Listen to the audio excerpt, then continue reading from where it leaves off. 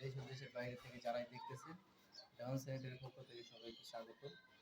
তো আজকে আপনাদের মাঝে একটা ভিডিও নিয়ে আসছি।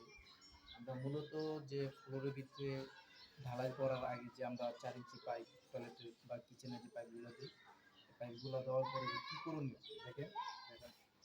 আমাদের এখানে ঢালাই দিয়ে দিচ্ছি, ঠিক আছে। এখানে ঢালাই দেওয়ার কারণ উদ্দেশ্য হচ্ছে যখন আপনি লাগাবেন এর তলায় কিন্তু ইটা দেওয়া আছে যেন পাইপটা না নামে, একটা মাটির প্রেশার আছে, এই প্রেশারটা যেন নিতে পারে। এখানে কিন্তু আবার ঢালাই হবে, একটা রাফ ঢালাই হবে পুরো ফ্লোরে 3 ইঞ্চি।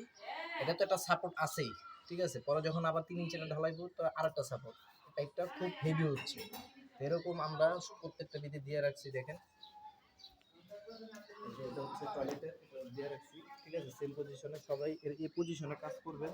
আর কাজটা কীরকম হয়েছে সকলে জানাবেন কমেন্টের মাধ্যমে, ঠিক আছে। এই বলে ভিডিও শেষ করতেছি। আসসালামু আলাইকুম।